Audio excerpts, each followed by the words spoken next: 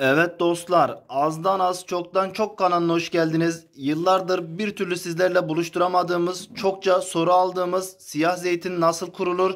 Siyah zeytin kurduğumuz zaman nasıl erimez? Erimemesi için nelere dikkat etmemiz gerekiyor? Şimdi burada öncelikle zeytinle alakalı birkaç konuya değinmek istiyorum.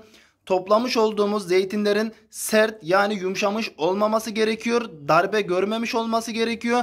Ve aynı zamanda bu zeytinlerimizi toplarken dostlarım olabildiğince elimizle topluyoruz. Tarakla toplamamaya özen gösteriyoruz.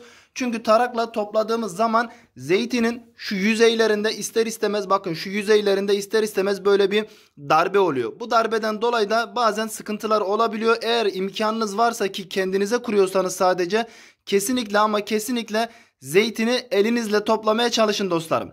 Buna dikkat ettik. Zeytinlerimizin böyle güzelce yetişmiş, büyümüşlerinden toplama işlemini de gerçekleştirdik. Ardından bu şekilde geldik. Şimdi beşlik pet bidonlarımıza güzelce zeytinlerimizi koyma işlemini gerçekleştiriyoruz. İlk olarak bu zeytinlerimizi yıkamadan. Şimdi burada bir konuya daha değinelim. Zeytinimizi biz yıkamadan kurma işlemini gerçekleştiriyoruz. Ama dediniz ki yok ben çok dikkat ediyorum veyahut da yıkamak istiyorum diyorsanız ne yapacaksınız? Bu zeytinlerinizi güzelce yıkayacaksınız. Ardından bir sofra bezinin üzerine serip orada o yaşı, o suyu, o zeytinin üzerindeki suları güzelce kuruttuktan sonra bidona alacağız. Bakın yaş bir şekilde kesinlikle bidonun içerisine almayacağız. Yıkayacağız, kurutacağız, ardından bidonun içerisine alacağız. Veyahut da bizim gibi bu zeytinlerimize biz ilaç vuralı yaklaşık bir 3 ay gibi bir zaman geçti. Ardından yağmur yağdı. Yağmurun akabinde topladık. Yani tozu yok, toprağı yok, zehiri yok, ilacı yok, sıkıntı yok. Eğer bu şekilde de ayarlayabilirseniz yıkamanıza gerek yok. Şöyle gerek yok. Zaten bu zeytinimiz bu bidonun içerisinde yetiştikten sonra, olgunlaştıktan sonra tekrardan bir yıkama yapacağız. Oradaki o yıkama bizim işlemimizi görecek. Şimdi bizim ikinci seçenek olan yani zeytinin üzerinden ilaç vurulalı 3 ay geçmiş, hemen yağmur yağmış, yağmurun akabinde topladığımız için şu anda biz yıkama işlemi yapmıyoruz. Yıkayanlar kurutacak, bunun bilgisini verelim. Biz bu şekilde toplamış olduğumuz zeytinleri tekrardan arada kaçan varsa, ezilenler varsa böyle tam böyle bakın şu şekilde göstereyim sizlere. Bu zeytinimiz böyle biraz büzüşmüş. Bazı zeytinler var arada kaçan, siyah kurmalık olmayacak olan zeytinler var. O zeytinlerimizi güzelce seçip beşlik pet bidonumuzun içerisine doldurma işlemini gerçekleştiriyoruz. Bizim getirmiş olduğumuz zeytinlerimiz görmüş olduğunuz gibi 2 tane 5'lik ayçiçek bidon, bir tane de 3'lük ayçiçek bidonu doldurmuş durumda. Burada bidonlarımızın ağzını tam lip dolu olacak şekilde doldurmuyoruz. Özellikle birazcık boşluk kalacak şekilde dolduruyoruz. Çünkü sallama işlemi gerçekleştireceğiz. Buna dikkat ediyoruz. Şimdi verecek olduğumuz ölçüler 5'lik pet bidona göre ölçü vereceğim. Siz eğer ki 5'liğe göre yapmayacaksanız kendiniz oran ve orantısını ayarlarsınız. Malzemelerimiz bunlar. 5 kiloluk siyah zeytin için 1 çay bardağı zeytinyağı, hakiki sızma kendi zeytinyağımız, 1 çay bardağı şekerimiz, 1 çay bardağı kaya tuzumuz var. Dostlarım bakın burası önemli. Bu tuzumuzun ismi kaya tuzu olarak geçiyor veyahut da salamura tuzu olarak da geçiyor kimi yerlerde. Kesinlikle iyotlu veyahut da deri tuzu vesaire değil. Bakın diri diri, zaten tuzu özellikle sizlere göstereyim. Tuzumuz bakın şu şekilde diri diri bir tuz. Bunda hata yapmayalım. Eğer ki bu tuz olmazsa bu tarif olmaz. Şimdi 5 kiloluk bidonumuzun içerisine ilk olarak 1 çay bardağı zeytinyağımızı ekliyoruz. Ardından 1 çay bardağı kaya tuzumuzu ekliyoruz. 1 çay bardağı şekerimizi ekliyoruz. Saymış olduğum malzemelerimizi ekledikten sonra bidonumuzun içerisindeki zeytinlerimizi güzelce karıştırıyoruz. Tekerleyerek şu şekilde bakın.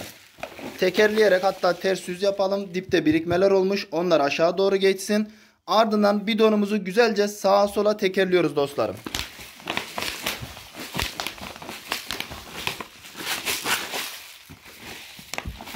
Çevirme işlemini gerçekleştirerek bidonumuzun içerisinde yer alan tüm zeytinlerimizin tuz, yağ ve şeker üçlüsüyle temas etmesini sağladık. Şimdi bidonlarımız bu şekilde bekleyecek.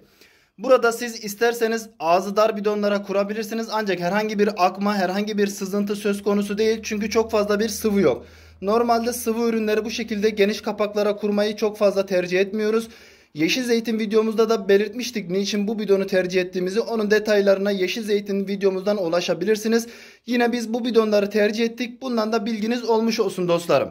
Şimdi bu şekilde tüm bidonlarımız temas ettikten sonra bu bidonlarımıza yine 2 güne bir olacak şekilde ara karıştırarak bir şekilde aynı yerinde sabit tutmayacağız.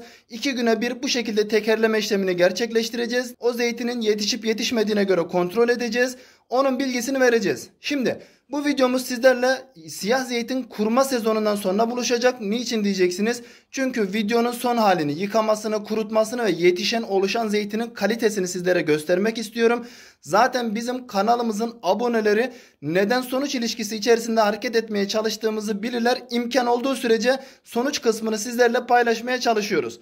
Şimdi 2 güne bir veya günde bir vaktiniz varsa zeytinlerimizi bu şekilde sallayarak yetişmesini sağlayacağız dostlarım. Burada sallama işlemini zeytinlerimizi çok hırpalamadan, ezilmeyecek şekilde yapmamız gerekiyor. Yoksa yumuşama meydana gelebilir.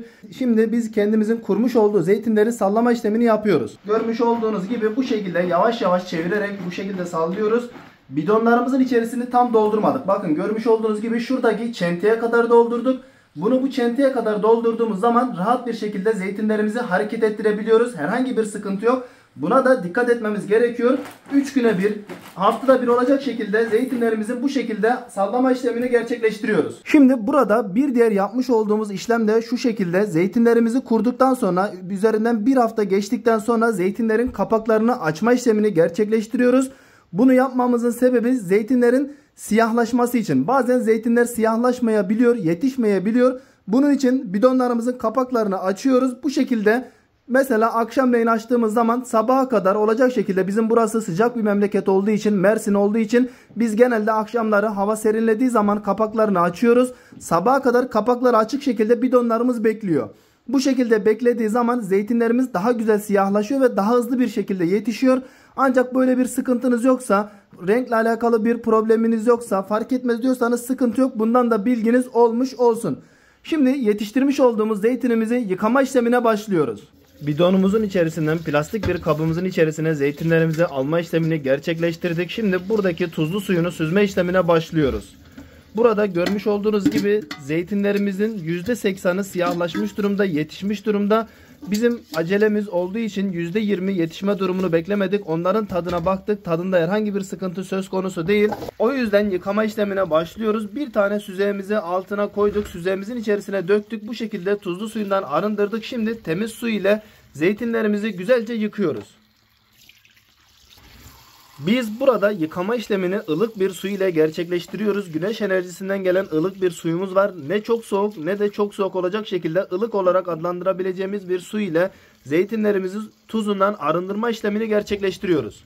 Zeytinimizi yıkadıktan sonra tuzunu kontrol ediyoruz. Tuz oranı hoşumuza gitti. Herhangi bir aşırı bir tuzluluk söz konusu değil. Bu şekilde istediğimiz tuz oranına ulaştıktan sonra şimdi zeytinlerimizi temiz bir sofra bezinin üzerine sererek kurutma işlemine başlıyoruz. Zeytinlerimizi bir bezimizin üzerine güzelce döküyoruz. Güneş alacak şekilde tepsimizi dış avlumuza koyma işlemini gerçekleştirdik. Şimdi burada bir gün veyahut da duruma göre 2 gün boyunca kuruma işlemini gerçekleştireceğiz. Burada serdiğimiz zaman şurada görmüş olduğunuz yetişmemiş gibi gözüken zeytinlerimizin de siyahlaşma işlemi gerçekleşiyor. Bundan da bilginiz olmuş olsun. %80 siyahlaşma işlemi gerçekleştiği zaman gönül rahatıyla yıkayabilirsiniz. %20'lik geri kalan kısmı da bu şekilde kururken siyahlaşıyor. Bu şekilde kurutma işlemine başlıyoruz. Zeytinimizi bir gün boyunca kurutma işlemini gerçekleştirdik. Şimdi kontrol ediyoruz. Kontrol ettiğimiz zaman zeytinlerimizin çok güzel bir şekilde kuruduğunu, hatta bir tık fazla kuruduğunu tespit etmiş bulunmaktayız. Zeytinin bu çekirdeğine yapışmış durumda. Bazıları şöyle sizlere de göstereyim. Bakın şu şekilde yapışmış durumda.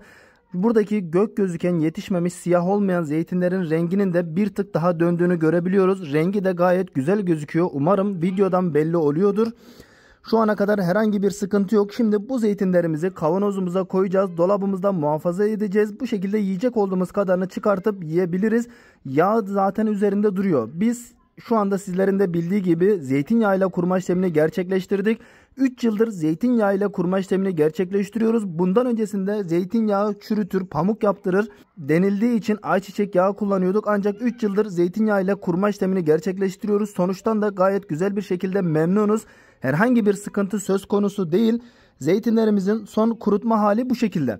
Şimdi burada dipnot olarak şunu söylemek istiyorum. Eğer ki bu bidonda yetiştikten sonra zeytinin tuz oranı hoşunuza giderse bu şekilde yıkama yapmanıza gerek yok. direkt bidon içerisinden çıkartıp yıkayıp güzelce yiyebilirsiniz. Ancak tuz oranı hoşunuza gitmezse bu şekilde serip yıkadığınız zaman yine istediğiniz sonucu elde edebilirsiniz. Bundan da bilginiz olmuş olsun. Şöyle sizlere göstereyim. Herhangi bir erime de söz konusu değil zeytinlerimizde. Sıkıntı yok. Bidonlarınızın bazılarında böyle bir yumuşama olursa, hoşunuza gitmeyen bir durum olursa serdiğiniz zaman o yumuşama da bu şekilde çekiliyor. Bundan da bilginiz olsun. Ancak şu anki bu videodaki yapmış olduğumuz zeytinimizde herhangi bir sıkıntı yok. 10 üzerinden 10 olacak şekilde sonuç elde ettik. Diğer bidonları da bakalım ilerleyen günlerde bu şekilde yeme işlemine devam edeceğiz. Biz yapmış olduğumuz uygulamadan gayet memnunuz. Uygulamamız bu şekildeydi. Umarım sizler için de faydalı ve güzel bir uygulama olur. Sizler de rahat bir şekilde evlerinizde deneyebilirsiniz. Kanala abone olmayı ve videolarımızı beğenmeyi kesinlikle ama kesinlikle unutmayalım.